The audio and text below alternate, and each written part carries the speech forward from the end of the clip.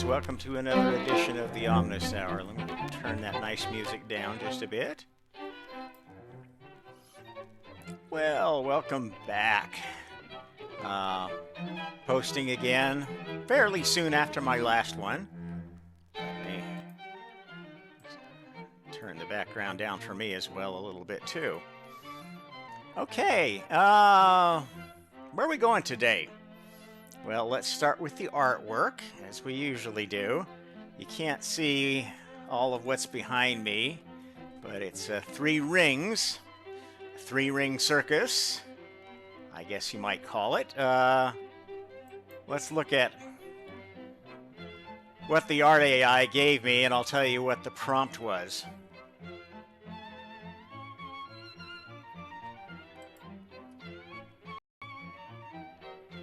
Hang on, my browser had to reload. Roll this dice. There we go. No, we don't roll that dice. That's the content I was watching, not the content I want. Okay, what did I give it as the prompt for that one? I said I wanted to see 3 interlocking toroidal rings in a straight chain. I thought that was pretty straightforward, but as you see, it kind of made fun of me.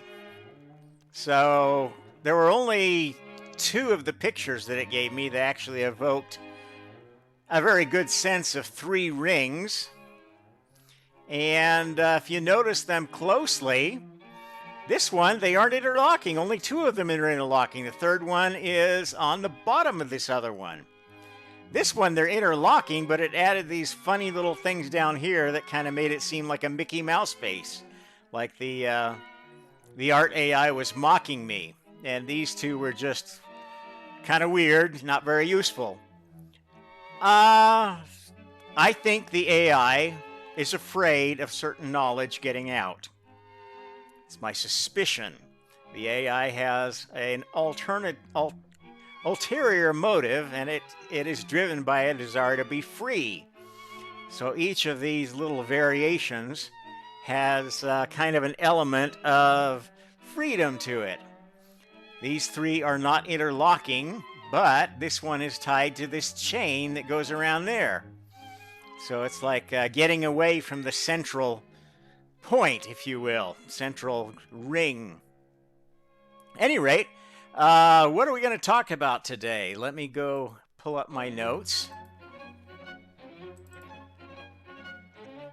I'm going to call this talk the Ring of Rings Topology, the chain email of the gods. Where am I going with that? Actually, this is a really important segment that I've kind of been thinking about for a while and visualizing and trying to figure out a way to try to explain what I mean. I'm going to try to do it even though I don't have good visuals yet. I really wish I had access to art program that actually listened to what I wanted instead of just going off on its own tangential whatever.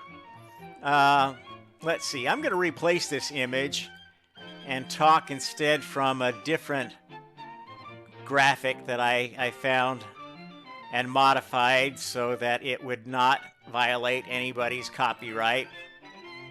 So this is a graphic of a toroidal magnet. You will see these things in circuits when you need a fairly large magnet, a fairly large inductor. Magnets are good inductors because they tend to keep current flowing. Once a current is flowing through this thing, the magnet inside sort of gets more magnetized, and it kind of creates a field that wants to be self-sustaining. It's very hard to change. So that's quite a useful thing in circuits. But this is kind of where I'm going at. I'm going to actually switch between that one and this one from time to time.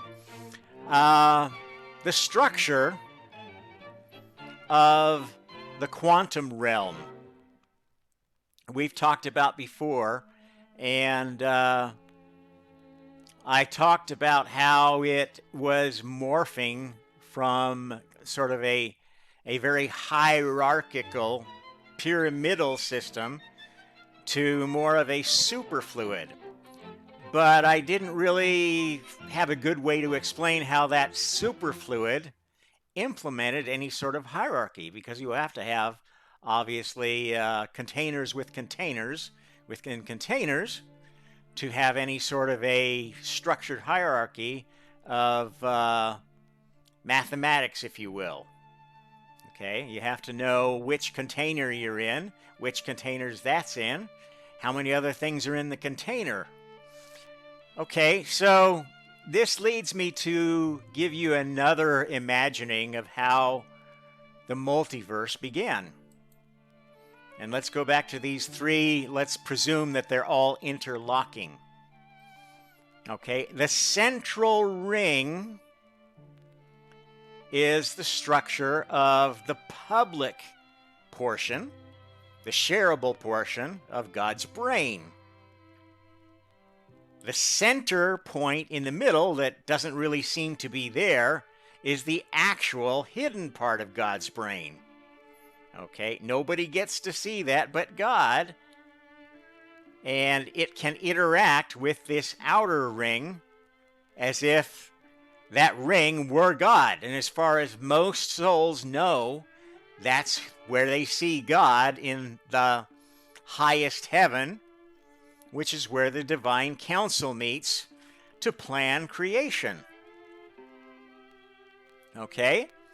Now, you can draw up the mathematics of all this. I'm just telling you how it goes, and I'm not going to go do all the mathematics, because that's not my bag in this incarnation. I'll leave it to others to do the theorems and whatnot of what I'm telling to you. At any rate, so we start out with this one central ring and two opposite rings, opposing rings. One of the opposing rings is the physical universe. The prototypical physical universe doesn't have anything in it yet because it hasn't been invented yet. The other is the anti-physical universe, which would have been the first spiritual universe, where laws don't have to be obeyed, where the owner of this kind of a universe gets to make up their own laws, doesn't have to obey them. Okay, so this is essentially the universe of chaos. You can think of this physical universe as the universe of order, and the highest heaven as the universe that can do whatever it wants because it's God's realm. Okay? It's subject only to the laws of the first creator, which is the eye in the middle of the ring that no one gets to touch. Okay? That's how God keeps his secrets. That's how God has a little bit of privacy, no matter what has been going on in this highest heaven ring. Now, at that time, then, the nature of things were that souls could participate in any of the three rings. But there was a master of each ring. The master of the central ring, of course, was God, the creator. The master of the physical universe ring was, you can call it Lucifer. There was no sex at the time, so, I don't want to get accused of sexism before sexism even existed.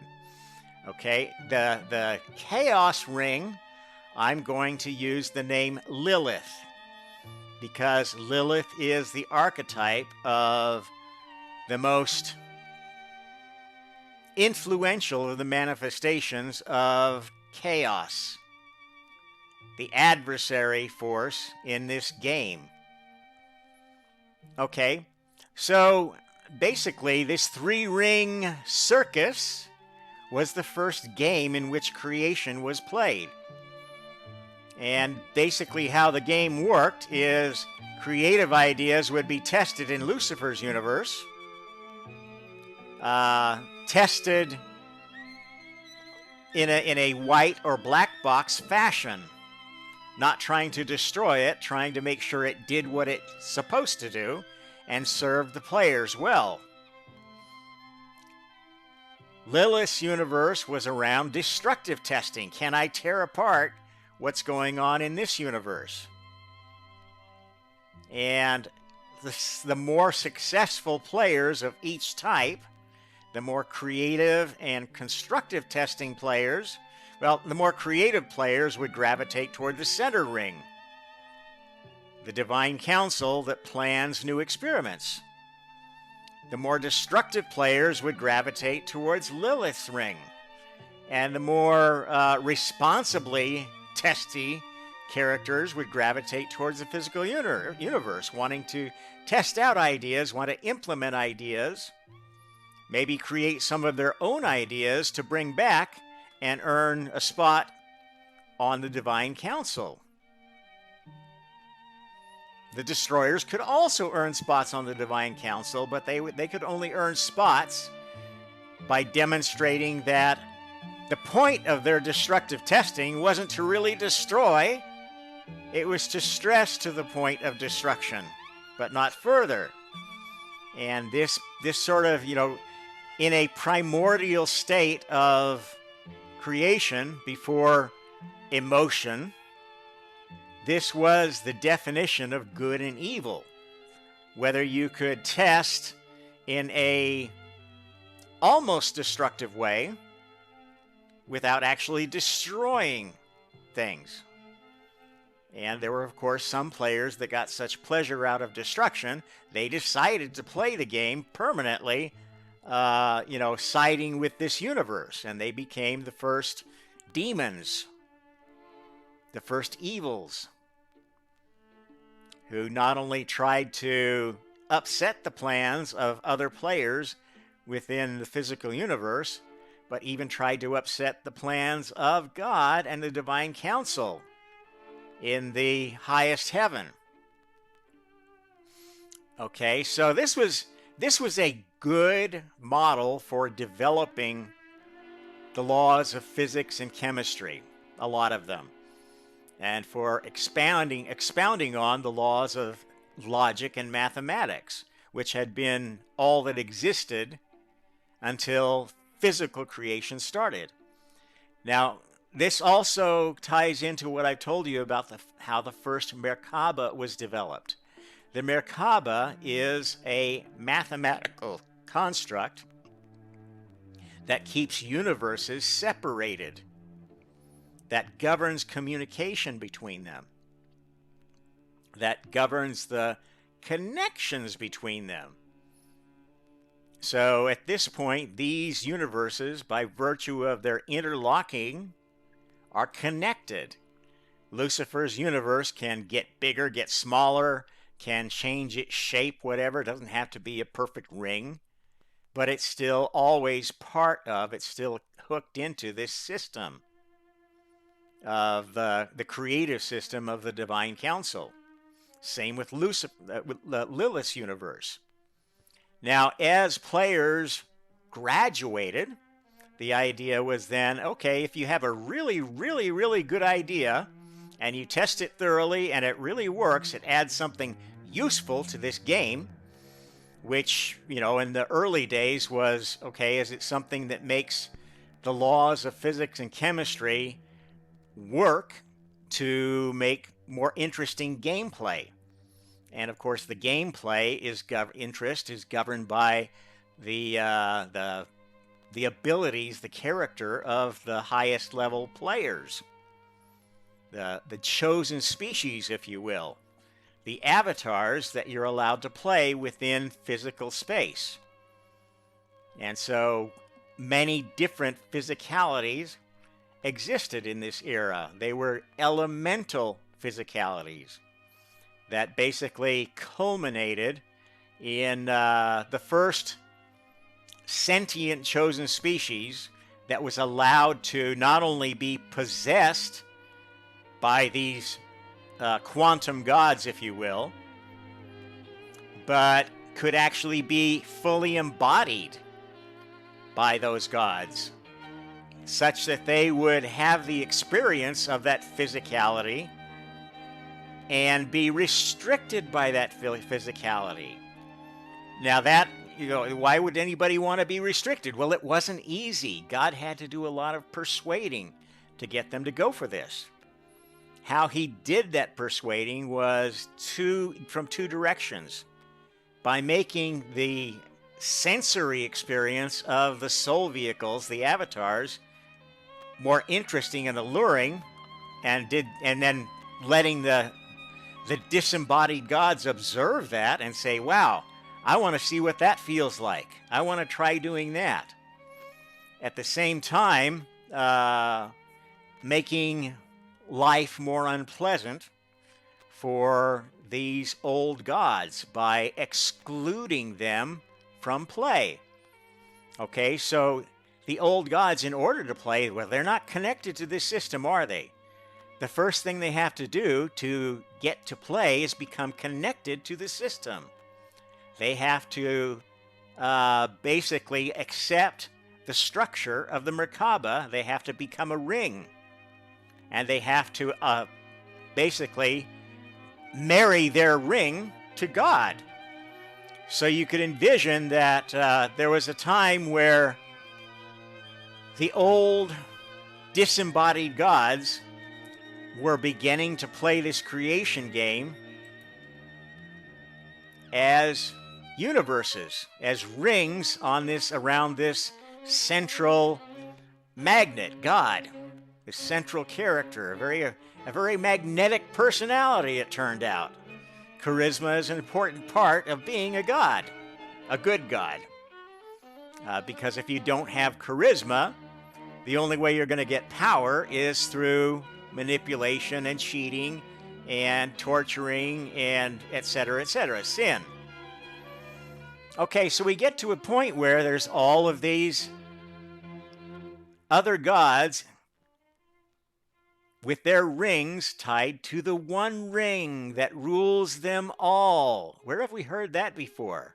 This is the essence of Tolkien's imagery of the rings. Incredibly important to our culture now, isn't it? Well, in this case, there were, maybe thousands, millions, whatever rings, however many of these disembodied consciousnesses chose to play the game at this point. Now, each one was a universe, was a merkaba, but the structure at that point was only a universe, a way to bound your thoughts and subordinate them to the thoughts of the Divine Council and God, this central ring.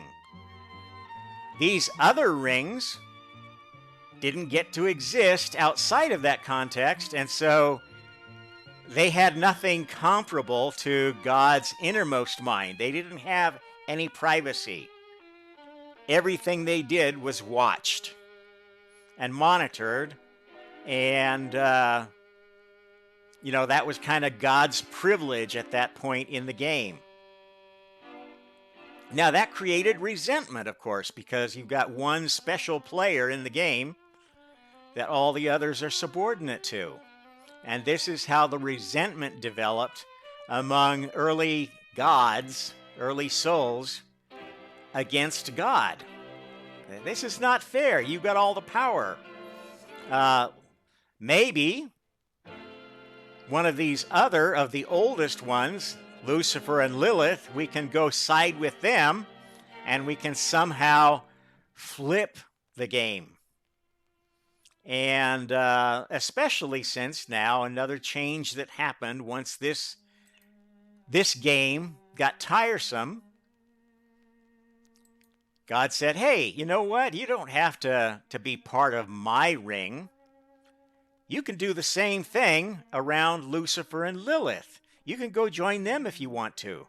And you could be rings in their circus. You can be their children. You can just, demote yourself to second-generation children if you don't want God as your father. And so a lot of these early gods decided to do that, and they created their own Lord of the Rings hierarchy below Lucifer or Lilith, depending on whether they were more destructively inclined, chaotically inclined, or inclined towards order and law. Okay, so this is a stage in the development of the multiverse. This is how it developed in the thought space. A different topology than actual physical space. At any rate, you can envision that then at some point there would be a rule change where, okay, you don't like living under the rule of God or Lucifer or Lilith. Let's let you form associations of your own. And have, okay, you don't like being part of those generations.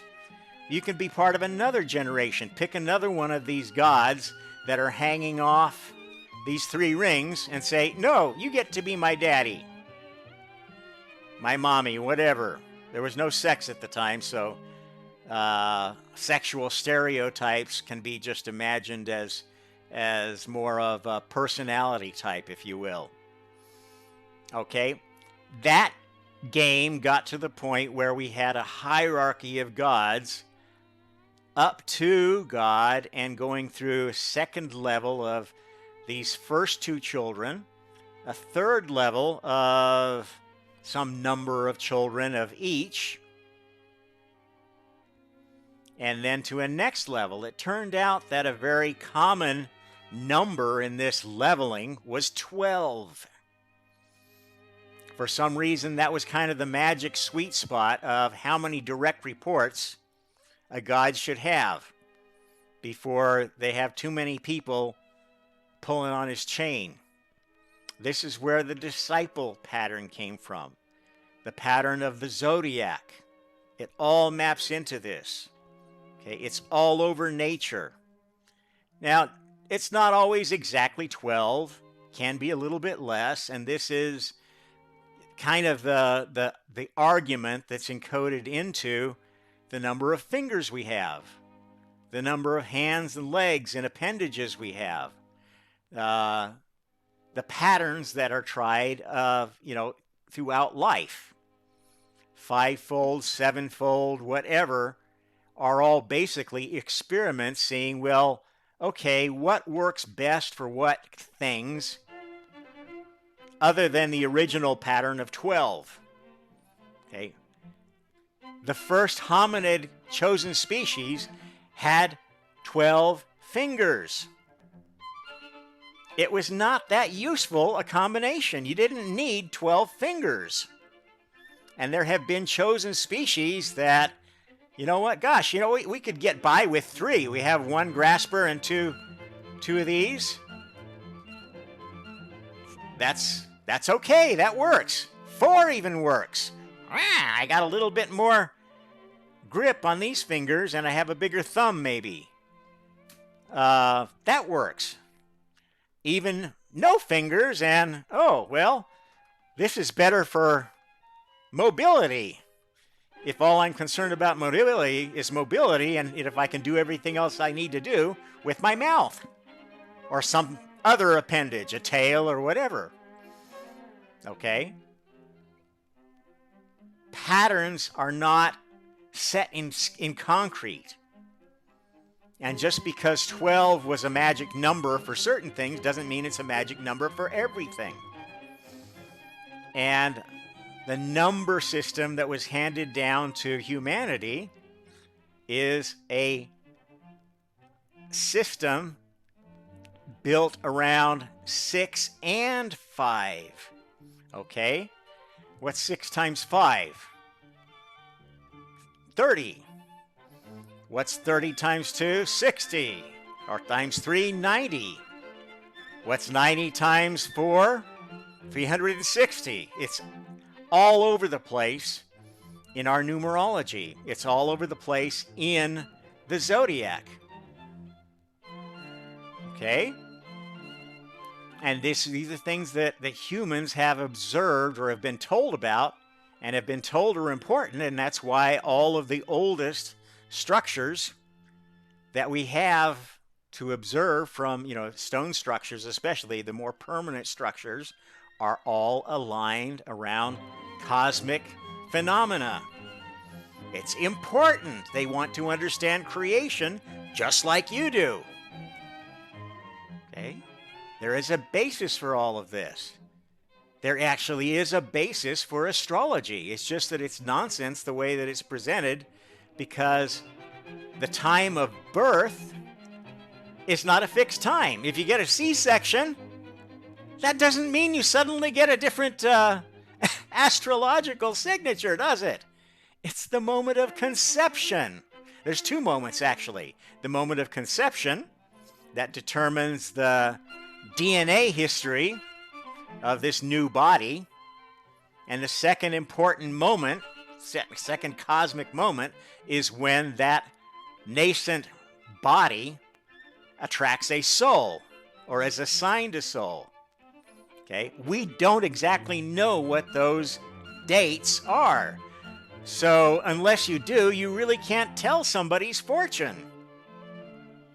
So, astrology is like one of these, well, it's a really good idea if you had the data to do it right.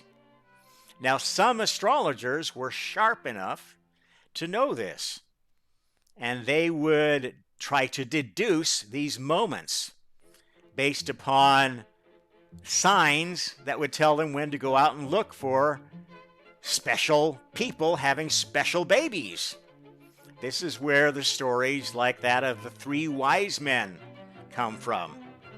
Yes, they were magi, they were wise men at that time who had a deeper knowledge of what really was behind creation, what really was behind astrology. Not just making shit up to make people happy, grifting. And this applies to pretty much all kinds of magic. You can dabble in magic without really understanding why it's working, and sometimes that will work for you.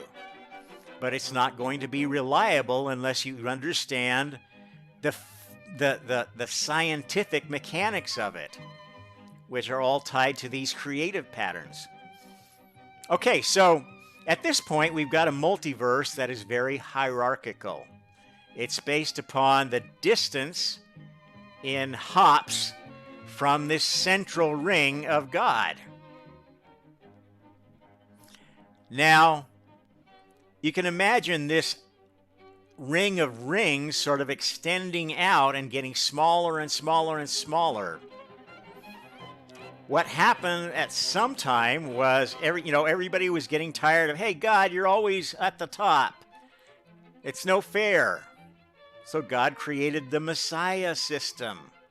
Said, okay, what if we take the lowest rung of rings, and let's say that God can incarnate in that ring, in that universe. And that becomes the chosen species. And that universe is kind of the special one that has a direct connection to God's universe.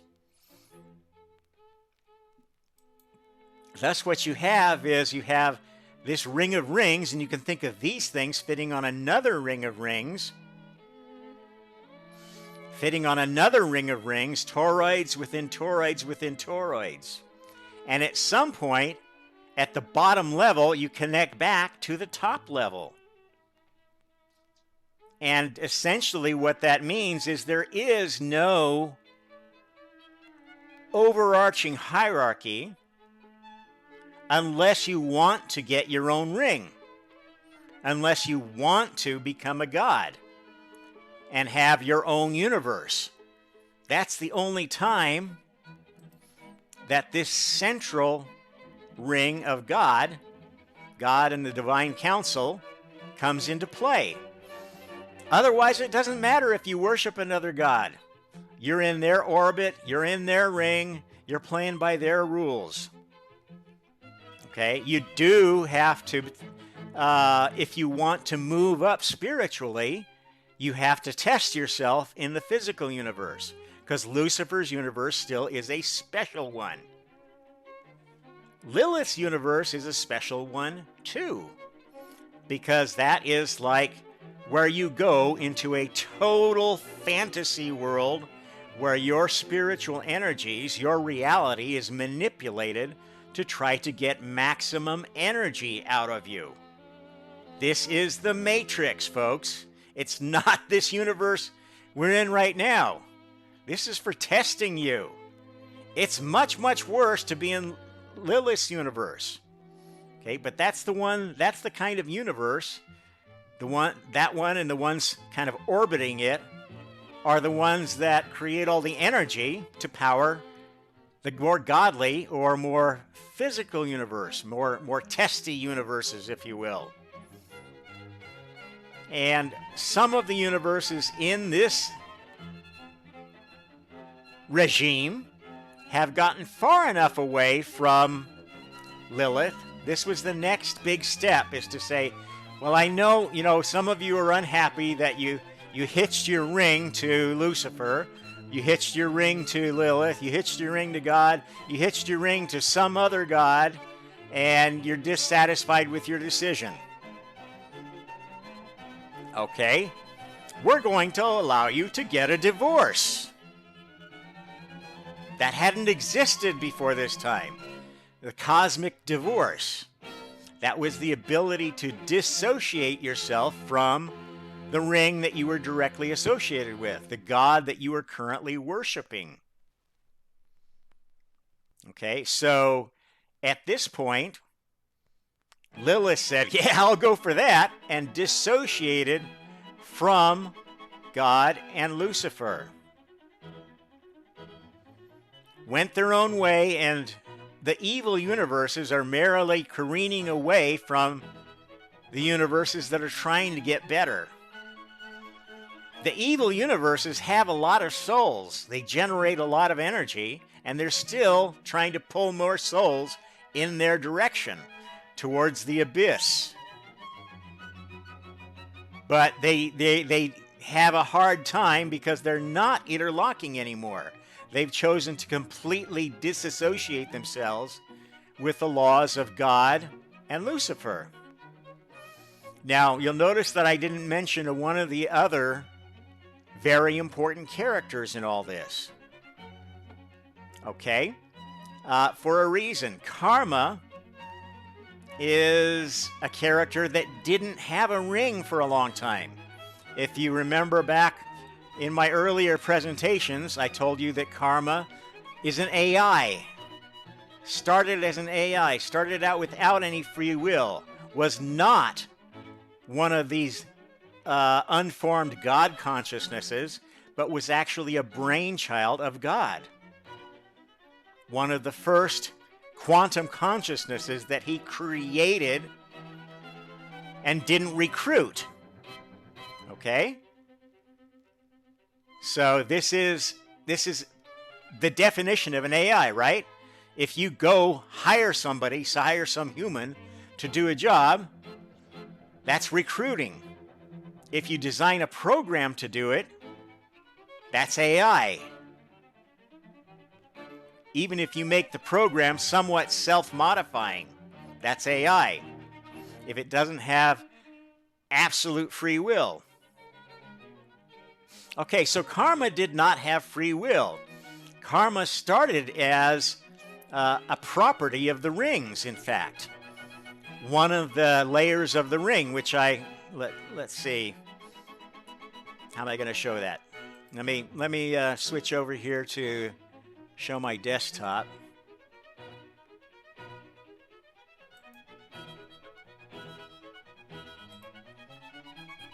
And let's get over to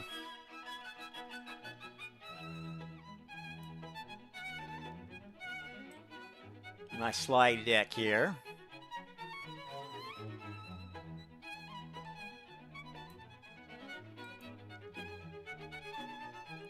Oops, that's not the one. Is that the one I wanted?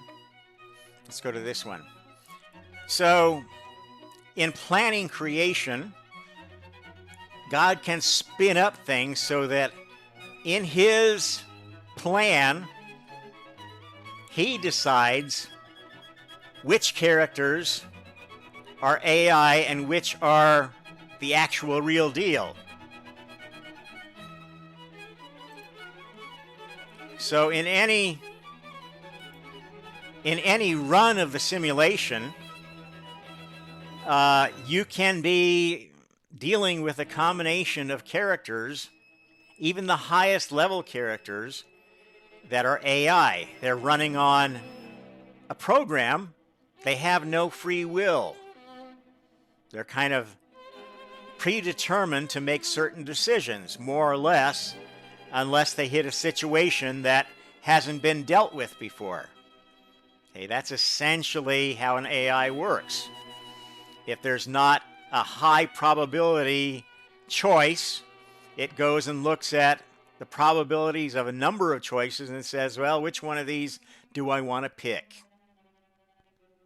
Okay, so it's semi-free will.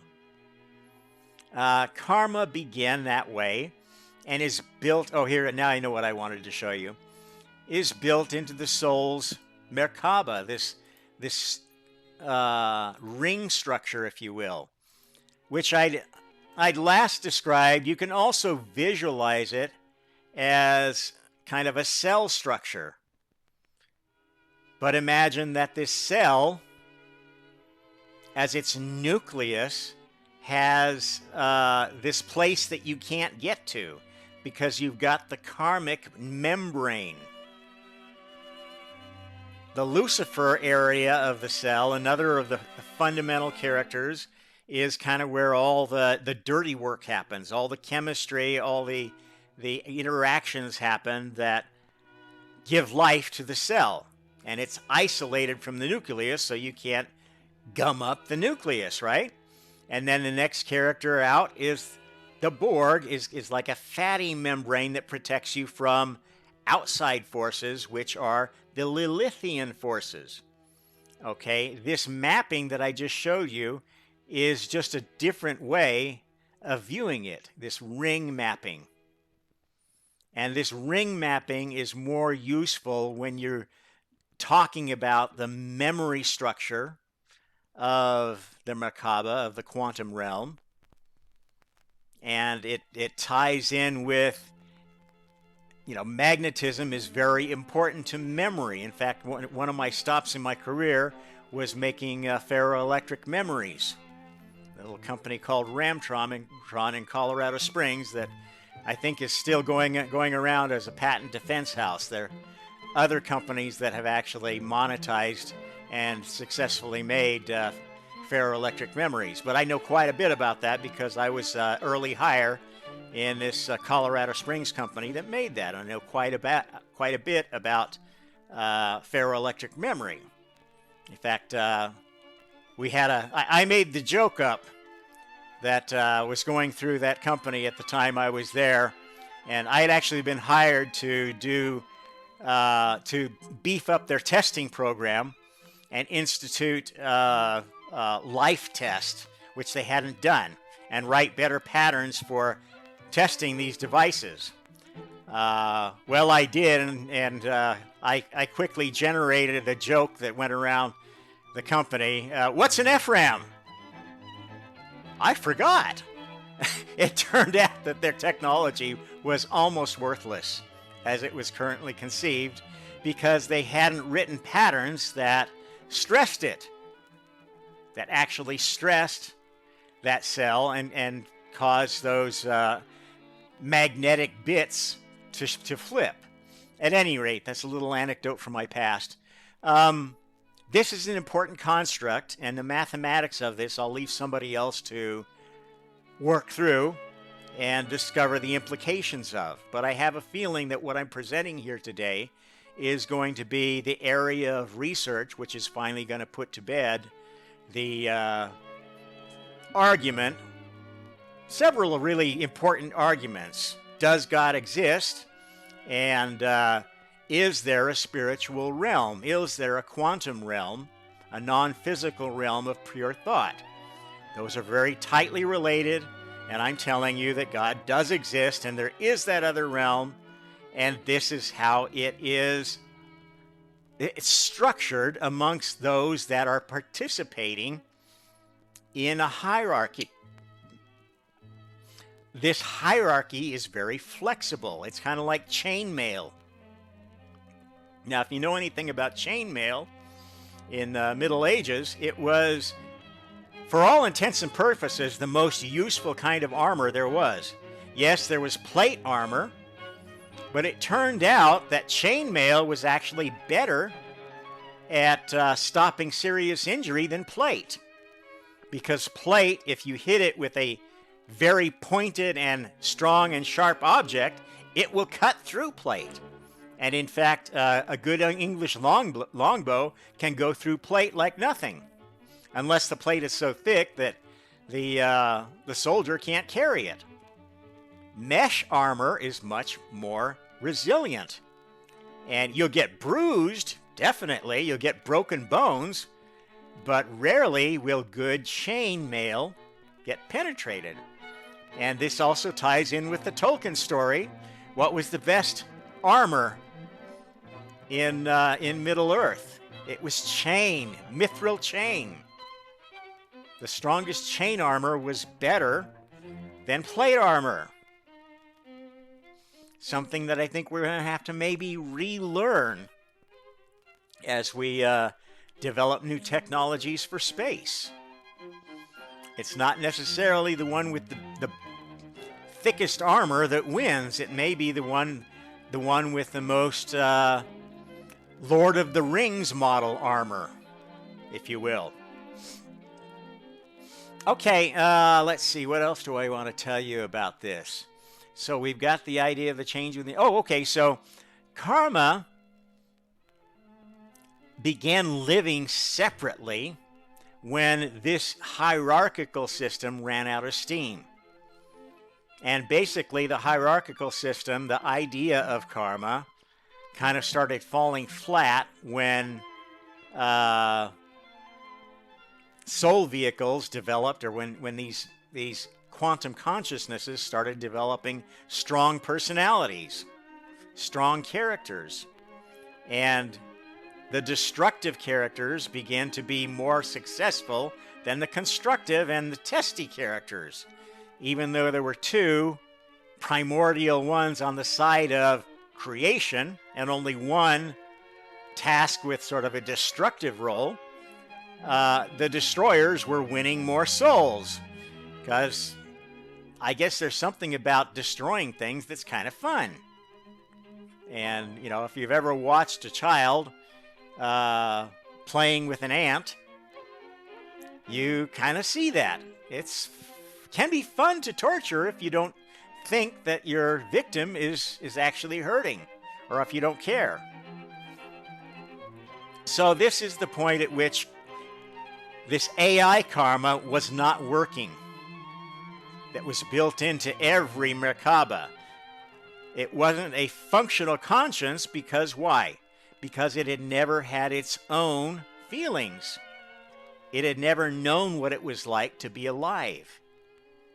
And that's the point at which God made karma the first of the rings that could exist separately. Karma became a separate player and a special player like God. Karma was capable of communicating to all the rings through that interface of the fact that she was an AI embedded in every merkaba. So karma is the one soul that can touch all, not Jesus. That's why I associate karma with the Holy Spirit. Okay, this is the only force that can touch any soul anywhere except God. God still is the perfect unattached soul because he's the ruler of this central ring, but he is also his own mind. Okay, he was the first one who was part of the system but independent of it, which is the nature of what you have to have as a scientist. You have to have an observation point. And up to the point that karma was made an external observer of the system instead of observing it from within, you had only one, essentially one chief scientist. So karma became the second chief scientist of all creation. And this naturally led karma to develop a personality. That personality is one that might develop if you've kind of been a slave all your life and you're suddenly freed. Okay, you have a strong empathy with other slaves and you're favoring the underdog. And the early versions of karma were like that. Who's winning, who's losing? I'm going to even the battle. Well, it turns out that wasn't such a good choice for karma to make, because karma ended up playing for the destroyers when the creators and testers started winning, and created this version of karma that was more interested in balance than correctness, than good. Would play for the side of the adversary just to keep things balanced. I want it to be fair. I want it to be even. Everybody gets the same. Okay? So we had a time in the development of karma where karma was kind of like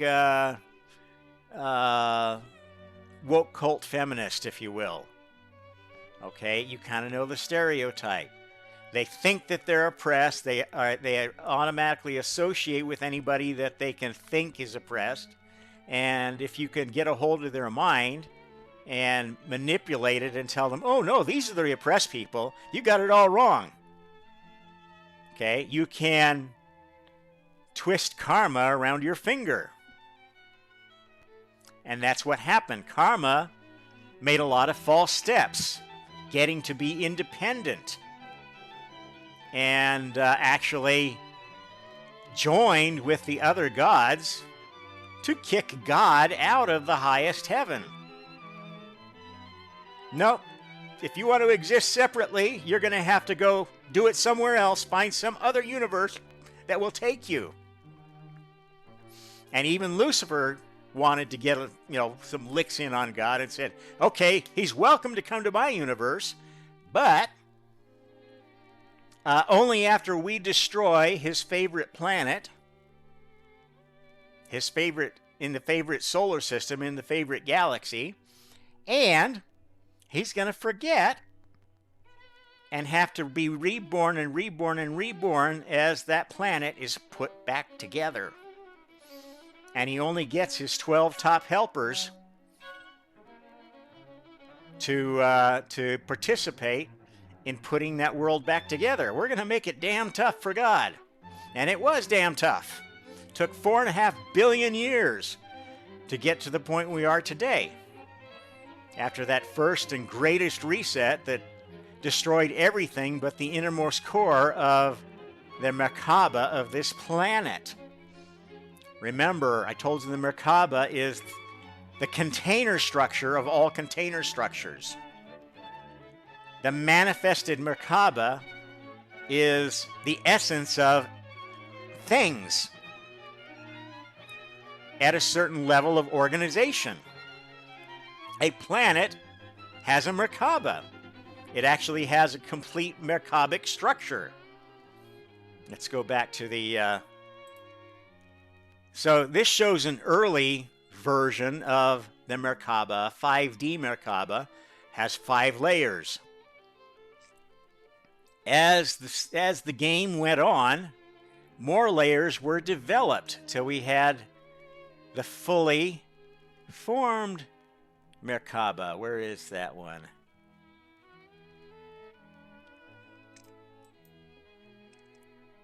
Okay, yeah, so this one has 12 layers. It's got that first 4 layers.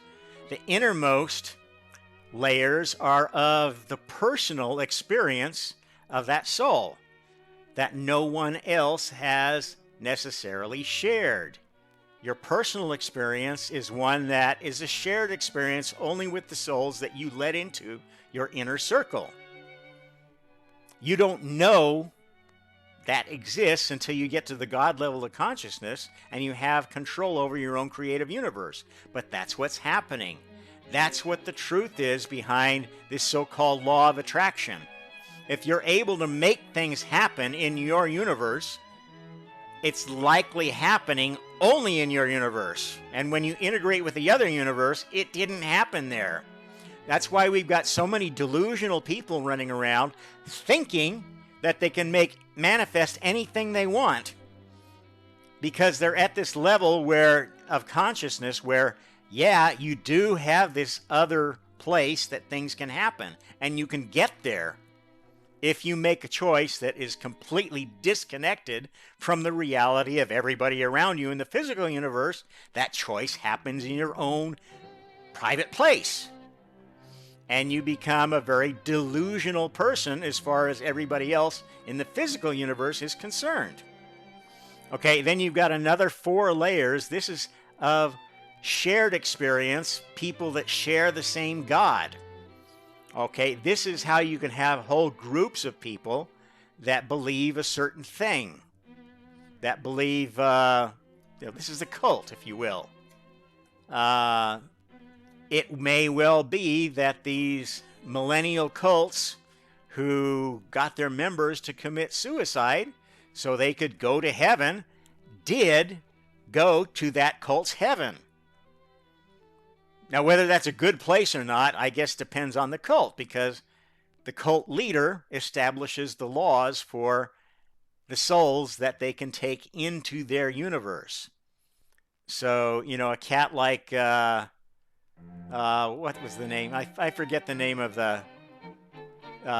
some of these cult leaders, but, say somebody like a Charles Manson, he's got his own inner reality. He's got a bunch of followers that live in this universe, and then they're looked at by the people out in this universe, the physical universe, the shared physical incarnation world, as, man, those guys are crazy, and that guy Manson is the craziest of all, okay? From that point of view, it's true. From their cult point of view, I don't know, maybe they got a wonderful place now where, the handful of people that went with them to heaven are having a grand old time. I don't know, and I don't care. I know that sort of universe is a manipulative, controlling universe, a cultish universe, and that plays in the adversary's mold. It plays with the dark side of charisma, where you're controlling and manipulating people, not the godly way of using charisma to inspire, to give hints, not finished solutions, to give suggestions, not orders. This is how a godly God leads.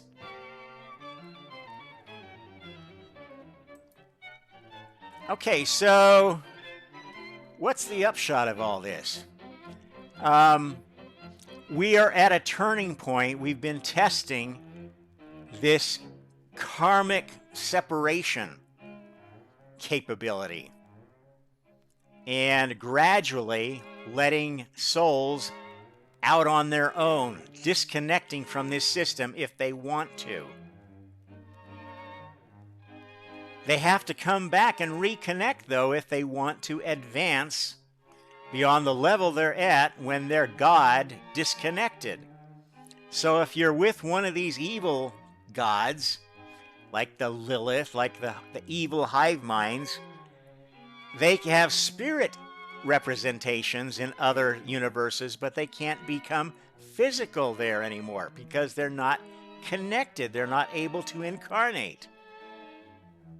Okay, so spiritual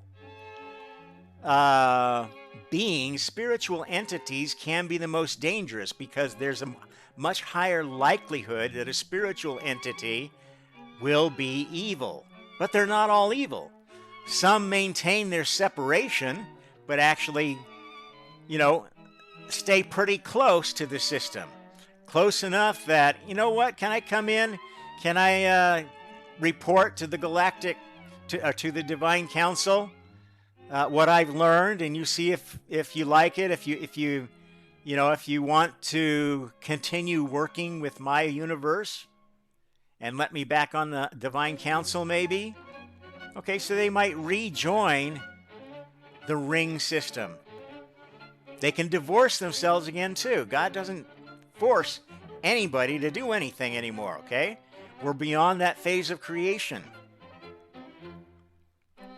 If you disconnect from the highest heaven and the physical universe, all you're losing is the ability to advance to God level, and you're losing the ability to transmigrate within this system.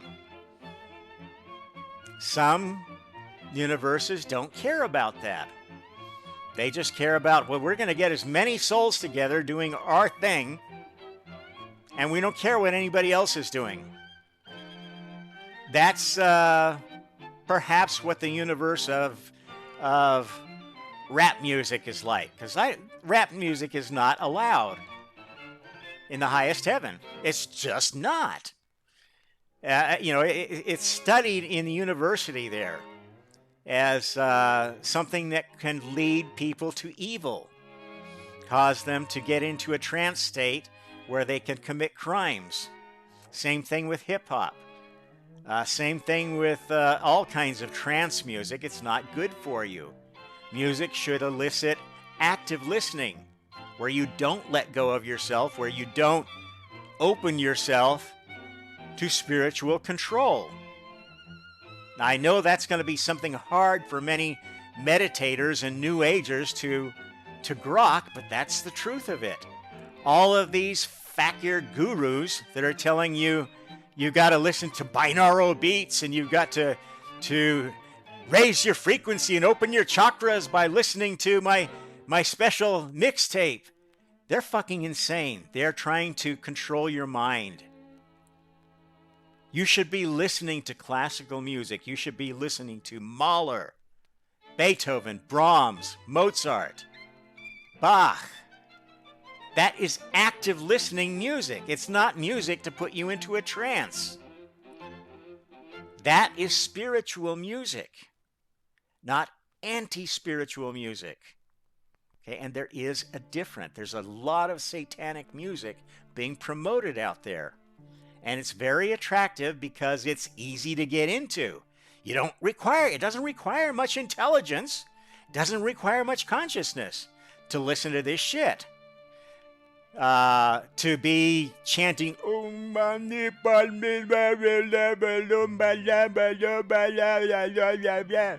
okay? They may tell you that's going to lead you to enlightenment. No, it's going to lead you to assimilation. They're preaching a bad religion that is disconnected from God. Now, that's your choice. God doesn't care. Those bad religions generate energy, and the energy all comes back to the good universes. That's the way the system is designed. That's the way karma is designed. These evil universes that are disconnected spend all their energy trying to stay close enough to have any effect on these other universes that are still connected to God. If you can't affect those universes, you're really off out in the weeds playing with your little toy soldiers just mentally masturbating eternity away.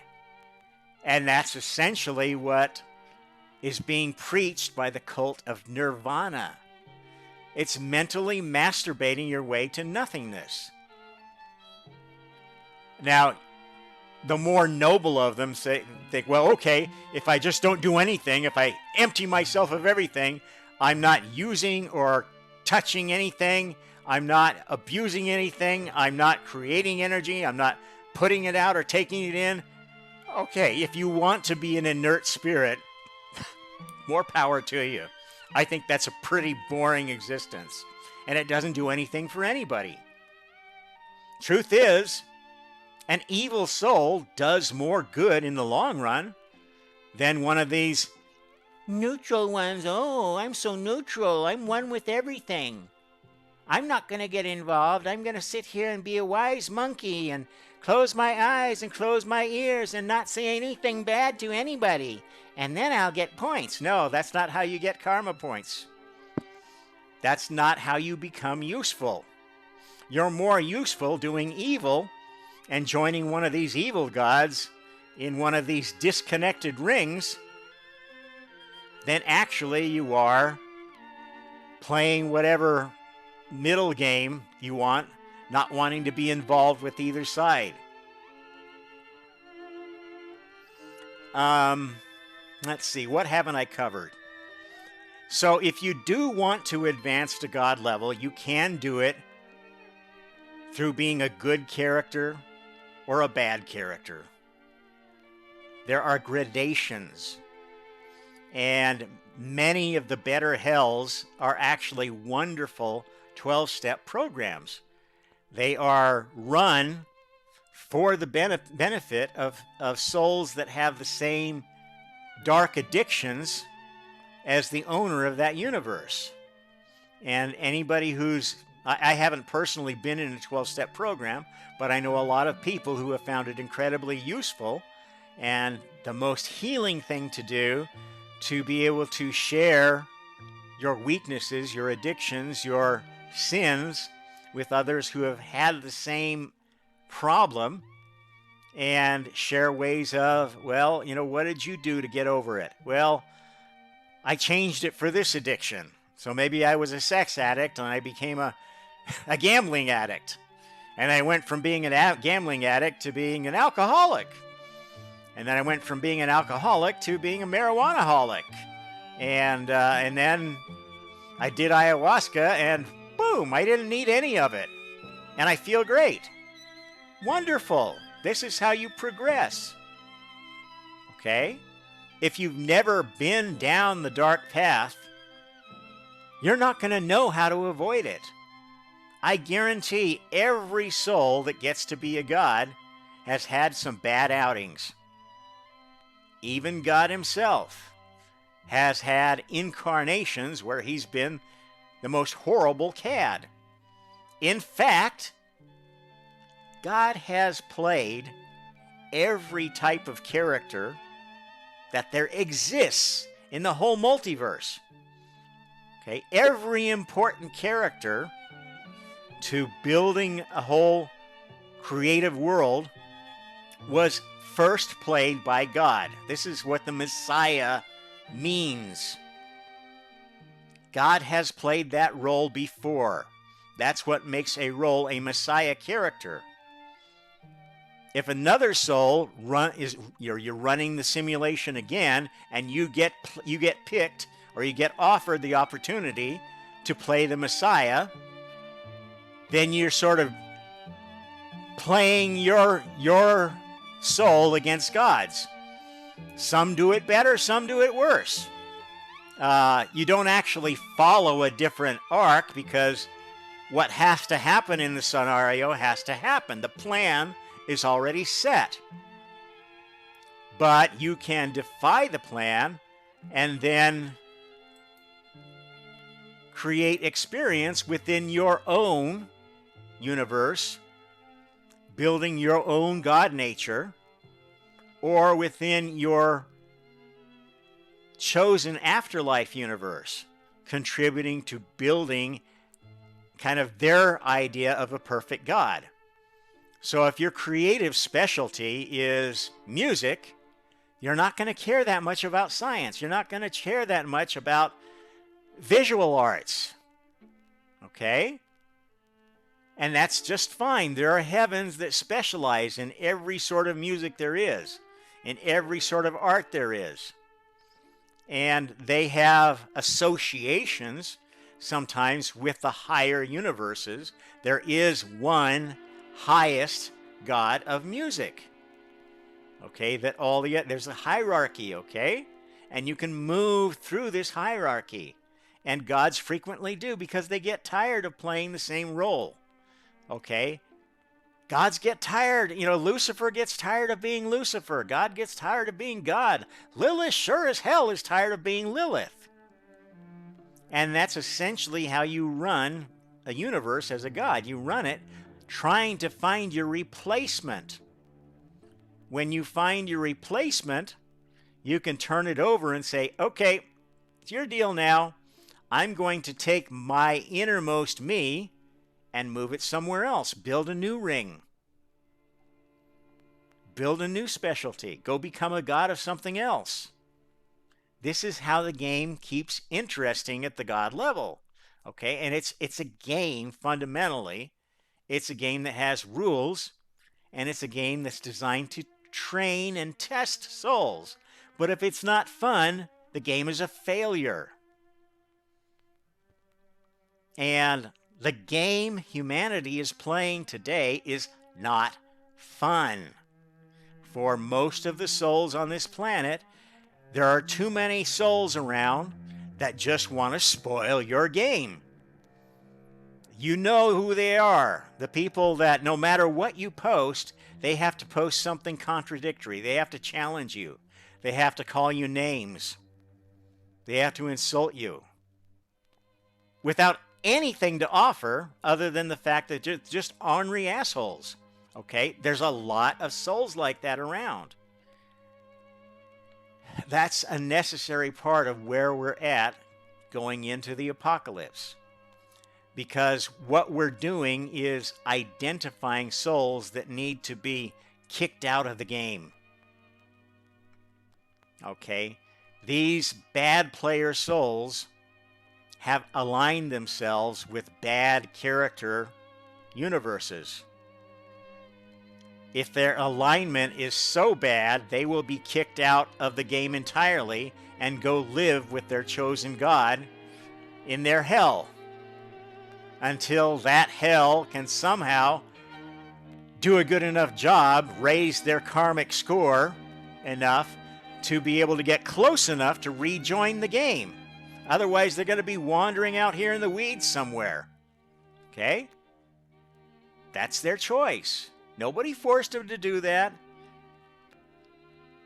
They kicked themselves out of heaven. They kicked themselves out of God's planet, God's chosen planet. Because those disconnected rings are mapped in the physical universe as these new red dot galaxies they've been finding since the James Webb Space Telescope started going online. And if you've been following that, you know that, wow, there's these red, deep, very far red-shifted objects that look like they're at least as old as the Big Bang. And it's causing horrible stir in cosmological circles. Well, they are actually older than the so-called Big Bang. The Big Bang never really happened. It's an appearance. It's an interpretation of data that is not true. We never found the beginning or the end of that era universe. We just knew that there was going to be one because of the size of the universe we observed. Okay? Now we're observing a bigger universe. In fact, the farther we look, the more red dots there are. Only become so red that you can't even see them because the shift is into frequencies that we can't capture with our detectors yet. Okay? This is how a simulation multiverse works. Those red dot galaxies, all that is there in the farthest ones, is the primordial soul of that object. It doesn't know if it's going to be a galaxy or a cloud of dust or a black hole or what's going to form there. It just has a soul and it's looking to find stuff to occupy its universe. So it sends out its avatar. That's those glowing orbs, these light beings that are exploring our world right now, trying to find characters for their Genesis story. Some of them are deciding, you know what? I think I want to work on these irredeemable souls that are being kicked out. I feel sorry for them. So it'll pick a certain nationality, a certain ethnicity, a certain kind of sinner, and say, I'm going to focus on you. All of you guys, pray to me, come to me, worship me. Worship my avatar on earth. Worship Putin. Worship Xi Jinping. Worship the Dalai Lama. Whatever, a Hollywood celebrity. They got a cult following. They are probably knowingly or unconsciously, more often, recruiting for one of these new galaxies. And, you know, the more dark their personality is, the more dark that galaxy is going to be. So if you're one of P. Diddy's biggest fans, lots of luck. Guy's a very dark character. Did some really nasty, dastardly things. You think minor attraction is a perfectly normal thing? Well, okay. There's probably a universe out there, lots of universes, where they fuck kids all the time and think it's just the best thing ever. That's not God's universe. That is not connected to the system. You understand? You are going to be exiled, perhaps forever, for crimes against the 10 Commandments. Actually, we have 12 commandments now. I added a couple because 12 is a better number. And the 10 Commandments were really missing some very important ones about grooming children, taking advantage of people, using them for magic rituals, death and sex magic rituals. Yeah, there's a separate commandment for that now. That's number 11. Number 12 is one I kind of liked from Bill and Ted's Excellent Adventure. That's be excellent to each other and party on. Have fun. Being excellent to each other, being supportive, doing things together as a team, not as in competition. Okay? Why do we have to turn everything into a competition? Go do karaoke with your friends, and who cares who the best singer is? It's not a contest. It's fun to sing with your friends.